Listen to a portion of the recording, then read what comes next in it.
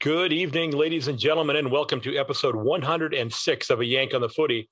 I am Craig Wessels from Sandusky, Ohio, and it's glad to be back. And I am so thrilled that you're listening.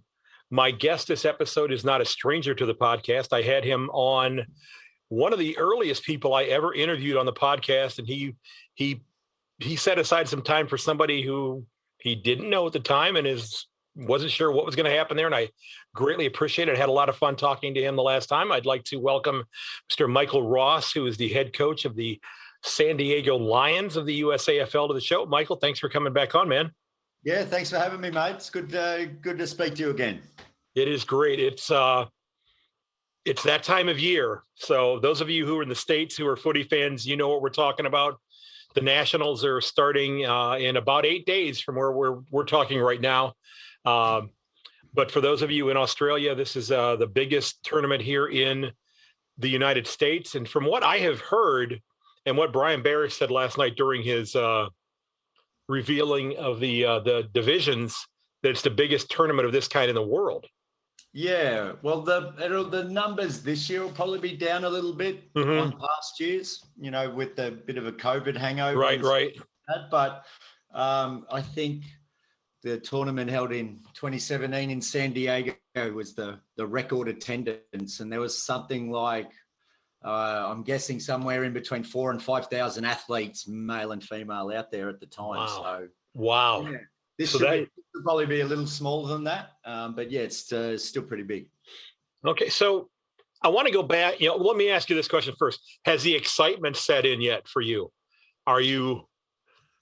Yes, actually, one of the guys we trained on Tuesday night, and I was looking forward to race home to listen to Brian's seedings, and but he gave it away while we were getting off the track. So I already knew that we'd where we were seated, and yeah, so yeah, pretty much straight away. We're pretty excited about it.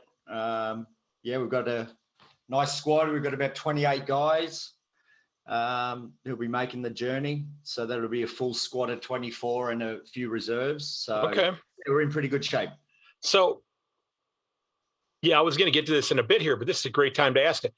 How do you go about fundraising for taking 28 guys cross country for what is basically an amateur club?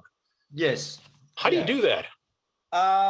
Well, I mean, a lot of it is self-funded. So the players, from our club anyway, so the players will finance their own flights. So, across a year, it can become expensive. And the club tries.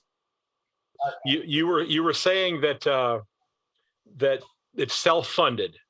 Yeah. So the players will largely pay for their own, the flight, which is the most expensive part of it usually. And we try to raise funds through functions and that to hopefully pay for the hotels at away games and such like that. Just take a little bit of the financial pressure off guys and hopefully convince a few more to get on board. Okay. Now I want to go back to last year really quickly because last year didn't happen. That's right. Okay. How were you able to pass the time without having footy to play? I'm sure you were watching the game in Australia, but how did you pass the time not being able to actually get out on the ground yourself? Well, to be honest, we once we were able to, we kept in touch, the usual things at the time, via Zoom and all the rest of it. But once they sort of gave us any green light to go ahead, our guys have been getting together pretty regularly over the time. I can't remember when we first got back together, but I think there was sort of two trains of thought. A lot of places sort of went into hibernation over that time, and we had a lot of guys who sort of jumping out of their skin, being locked up at home. So once the sort of restrictions came off, to a certain extent, the boys jumped at the chance to get out on the paddock on the regular. So, and we've just kept going. So it's felt like the longest preseason of all time. So, so how did preseason? Yeah. how did this year go for you then when you were playing your local games? And I'm sure you played Orange County, you played the Dragons this year as well. How did things go? Yeah, so we played we played 11 games, which is a little bit less than usual. I think at the same time in 2019 we were 14-3, so that's 17 games. So a little bit shy. We didn't start till we weren't sort of given the green light for games sort of until mid-year, and then they had the sub-regional tournaments around the country, which we were involved in. And obviously we're lucky enough that we've got, good competition not far away up the road. So we were lucky to get enough to get games in, and we finished the season 7-4. So it's pretty reasonable. So we didn't have a very successful regional tournament. We went 0-3 up there, but we were, severely undermanned, and hopefully now that I suppose in Division 1 now, we're looking to put up a much better performance this time around. Now, are you healthy going into the Nationals? Yeah, so probably I think there's 2 guys who injured themselves, in a more major way, 2 or 3 guys who won't make it. But other than that, like I said, we got a sort of extended squad of up to nearly 30, and everyone who's sort of upright at this point in the year is pretty fit and healthy. Was your club, because Rick Shabani from the Dragons told me that in their first game this season, they had an opponent that ended up with like a tib fib fracture. Was that your club? That was against us. Yeah. Okay. So that was scheduled to be our first sort of round robin match. But for some reason, Orange County couldn't make it, and so LA we scheduled to do a 4-quarter match. And it was about 5 minutes after half time. It was a ruck contest, and one of the LA boys come down really awkwardly and broke both bones and I think pierced the skin. So it was pretty gruesome. Yeah, pretty gruesome. And I think we called the game sort of at that point. It wasn't really much. And how's his recovery coming now? Yeah, well, a few weeks back we were up in LA to play them in Orange County again, and the guy was walking around on a walking stick. So that's good. That's good. Yeah, it seemed to be very, very swift recovery. So good luck. I'm glad that's the case. So this is not your first time going to Austin. You've been there before. You played in the finals there, in the Nationals there a few years ago. Yes. What are you looking forward to getting back to while you're there? Yeah, well, I mean, besides footy. Yeah, for sure. I mean, look, just to get, we've had sort of bits and pieces of real footy, and it's been a strange year, a shortened year. Some clubs have dropped off. And then, sort of COVID's always lurking. So some games have been cancelled. I think most clubs have probably experienced that. So it's, been a bit sort of unsteady that way. But just looking forward to just like getting out there for a couple of days, and giving it our best shot, basically, is what I'm looking forward to. So the weather should be good. It always is out there. From what I remember, the paddocks are really nice out there. So, looking for some really good footy out there. So you're in a bracket with the Denver Bulldogs and the Golden Gate Roos, and I'm going to guess, because like I said, I've not seen your schedule from this year, but I'm guessing you probably ran into the Roos maybe a couple times this year. We only ran into the Roos. Well, the Roos in Denver. We had a look at them up at Sacramento at the so you saw them Western too. Regional. Okay. We came off second best in both. So it's a tough group against sort of like the most successful club of all time in this league, and then one that's been, in the top 2 for basically the last 5 years. So, it's going to be a tough one, but eventually, you just got to stand up and see what you can get done. Okay, so what do those two clubs bring to the table for people who are going to actually tune in? Maybe they're going to come watch the games, or they're going to tune in. I think on YouTube they're going to be carrying the games live. What do those two clubs bring that that people can expect to see? So look, both sides are experienced. They've got tall key forwards that are hard to match up on. Big solid bodies around the ball. So look, they always turn up to play ready to go at the big tournaments, and I can't imagine this will be any different. So, and both have got much experience in the recent past of Divi 1 and the championship game. So, look, it'll be a big test, but our boys are looking forward to it. Okay, that's great. I think it's gonna be a lot of fun. I'm actually hoping to tune in and watch some of the competition. Now, of course, every club wants to win nationals. Of course. But if it doesn't happen, you hit the post on the last kick and it just it misses going into it. How do you know that, or what indicates to you that you've had a successful nationals, even if you're not taking the trophy home? Right.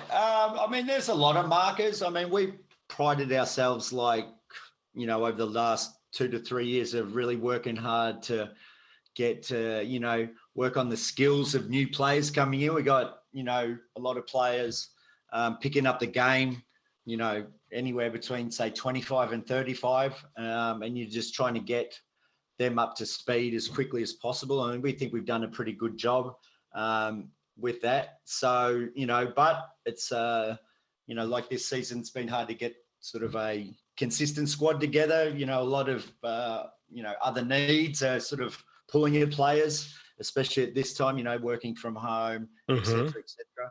So, we're just looking forward to it. But look, I can tell the result, obviously you want to win, but when you don't, it's all about, how you go about it. So if the guys go out there and they give their all, but they come up short against better sides, there's not much more you can do about that. So I'm just looking for a really strong effort. We've been working together for a while in terms of our fitness should be good.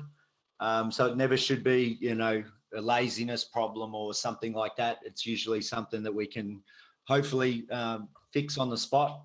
We'll see how it all shakes out. Okay, now you're originally from South Gippsland area in Victoria. And, from what I've been able to ascertain, that is an absolute hotbed of footy. That a lot of the big names in footy have come from that area. For sure. Yeah. So what should the folks back in that area or in any part of Australia that's going to be tuning in and listening to this, what should they know about the USAFL? Well, what they need to know is that, the game's growing really quick here. You look at a club like the North Texas side. I don't know if you've paid much attention to that, but that started up basically during COVID, and now they're 30 odd guys, which is a fantastic effort. So, but I also have seen, being part of the clubs when they're not doing so well, it's, it's a sort of can quickly turn around both upwards and downwards, depending on, who's, working behind the scenes and that type of thing. So, but look, the game is improving all the time here. I think the top end of football, is a really good standard to watch. The games are competitive, usually decided by less than a handful of goals. And any match like that can usually go either way. So you're not seeing sort of the blowouts of the past. The game's growing exponentially on the women's side. And, this tournament will be a bit smaller than usual off the back of COVID and that sort of thing. But so it's like 4 divisions of men, and I think just the one of women this year. So I think at its biggest, it's had 5 men's and 2 women. So not far away, even though there's a lot of other things going on at the moment. So are they going to have games going on simultaneously while this is happening then? So so they have like 3 or 4 fields. I'm Okay. not sure, depending on how many teams they've got. But games will be held simultaneously across all the different divisions. If you ever watch any of the videos, the games, you'll see in the background there's 2 or 3 games going on. So well, I have one more question for you before we wrap up here. No worries. This is a little off the beaten path here.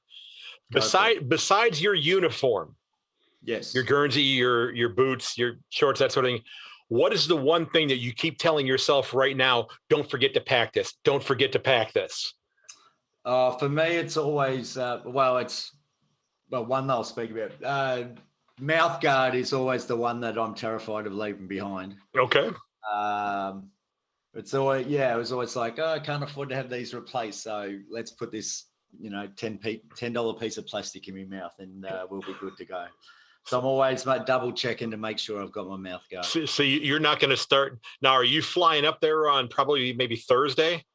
No, we're gonna. Most of our guys will fly out on Friday. Okay. And even I think one of our guys is even driving out from Thursday. But wow. Yeah. So but most people will fly in on Friday at different times. I'm going to be earlier in the day to acclimatise, and then most guys will leave at some point on Monday after the presentations and the celebrations at the end. So right after Thursday, after you have dinner on Thursday, then you're just going to put your mouthpiece in and just wear it the rest of the day until you get on the plane. Okay. Cool beats. Okay. Hey, Michael, I want to thank you for taking time out of your evening and stopping by. No worries. I wish you absolutely the best of luck in the tournament. It's going to be fun watching you guys this weekend. Yep. Have a safe flight and have a fantastic time. No worries, Craig. Always good to chat with you, mate. Keep up the good work. Thank you. And a big thank you to Michael Ross of the San Diego Lions for coming on the podcast and talking about their preparation for their trip to Austin this coming weekend. I do have a couple of other interviews that are in the can, and I'll be getting those out here in the next day or two. I sat down with James Henderson of the North Texas Devils, as well as Bill Robert from Stateside Footy. Had a lot of fun talking to Bill, as well as James. Don't get me wrong. I love talking to James, love keeping in touch with him and seeing how things are going there. Some of the stuff with Bill, though, I wish I would have had our pre-interview discussion recorded because there was a lot of fun information there that we didn't get on tape to share with you. Now, before I go today, I'm doing things a little bit backwards, though, but today's club of the episode are the Woodend Heskett Hawks Football and Netball Club.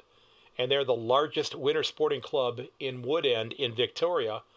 They've got 3 football clubs and 4 netball sides from the ages under 18s up through seniors. And just recently, one of the players from their reserve side, Finn Urie, won the club's Scarborough Medal recently.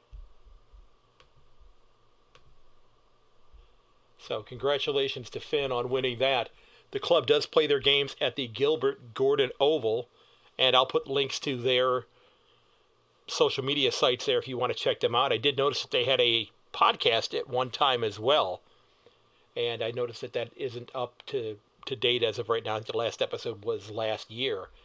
But great to give them a shout-out. Love giving shout-outs to clubs, ones that have had difficult times this year with COVID restrictions and things of that nature. So, Hawks, I hope you have a fantastic year next year. I hope that COVID gets back under control and you're allowed to play an entire fixture full of games next year.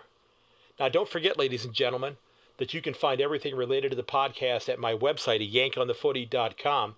I hope you'll consider checking it out. You can leave a voicemail there if you want to. You can share your views on an issue with me on the comment section.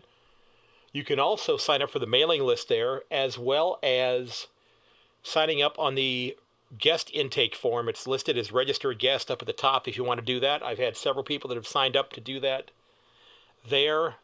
Michael, Bill, and James all put their information in there. It's where I'm able to go in and get imagery from them, as well as all their social media contacts and such. so I can give as thorough a representation of who they are and what they're doing on the site. All right, folks, if you like the show, I hope you'll consider helping me out and checking out my Buy Me a Coffee page. Also, if you're interested in any of the podcast gear, you can go to my Redbubble store page. Both of those links are up on my website as well. And now that you've listened, and I know it's been a week and a half or so before I've had an episode out, actually a couple of weeks now, just getting back up and over the problem with having had COVID and having the last full couple of weeks of my announcing job coming up here. I just finished up my second to last week. I've got 4 days of announcing coming up, and then just state playoff games that I'll be announcing after that then. But would love it if you'd head over to Apple Podcasts to leave me a 5-star review there. That'd be a huge help. Remember, you can also reach me at yankonthefooty@gmail.com, as well as on Twitter at yank_on. You can follow the podcast on Instagram and Facebook at @yankonthefooty. Get on that mailing list, and every time a new episode comes out, I get it out to you before it goes anywhere else. Ladies and gentlemen, I want to thank you for listening. I'm just catching my wind here, in many cases, literally. Getting back on the saddle, whatever euphemism you want to use as far as the podcast goes. I've had a couple of weeks where I've kind of, I don't want to say slacked off, because I've been doing some work in the background on some things. But I hadn't recorded an episode in a while. And, well, if I'm going to be completely honest with you, I started binge watching Game of Thrones. Okay? I think I might have mentioned that in a previous episode. But I'd never watched it before. And I can see why so many people loved it. It's been a pretty fascinating show to watch. So in the last 4 weeks or so, 5 weeks, I've made it into season 6 already. I haven't watched much of anything else on television besides that, so I'm really enjoying that, and I know that there are some episodes that are going to be coming up that are supposedly clunkers. So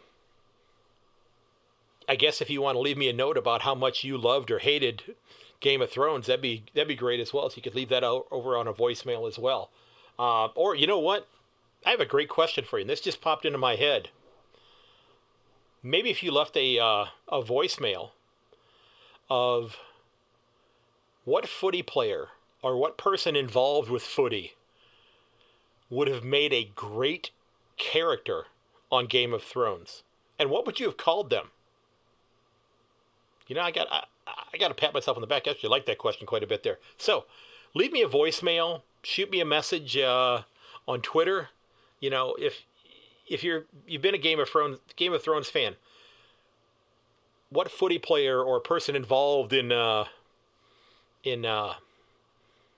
footy do you think would make a great character? Maybe they could have replaced a character that was actually there. You know, maybe we could have somebody replace Jon Snow, or Varys could have been Brian Taylor, perhaps. But I kind of like that question there. So, folks, again, I want to thank you for listening. Okay, this is a game that we all love, and we're just coming towards the end of the trade period. I'm gonna be sitting down and hopefully doing interviews with fans from every club, of all 18 clubs, about the trade period draft session after it's over. So if you're somebody who's interested in doing that, by all means, get signed up on the register as a guest page on my website, and I'll definitely make connections with you to talk to you about how your club did in the off season. Again, ladies and gents, thanks so very much for listening. I do ask that you share this podcast, as well as every episode of the podcast, with your friends and family out on your social media. It's a huge help. Want to get this in front of more people if I possibly can. And as always, ladies and gentlemen, and now we have him in Geelong. We have the king of the dribble kick in Geelong right now. Welcome, Eddie Betts. Ladies and gents, may your dribble kick never hit the post. I will catch you later.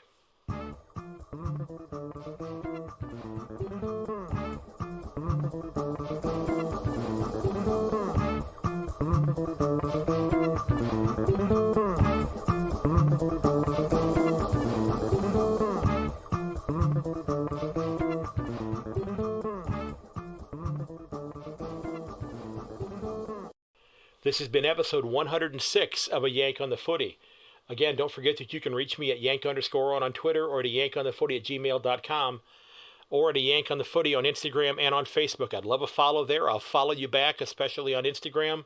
I'm kind of running up against my total allotted follows on Twitter. So if you want to follow me there, I might be able to boost that up. And also check out the website at yankonthefooty.com. Until next time, folks, goodbye.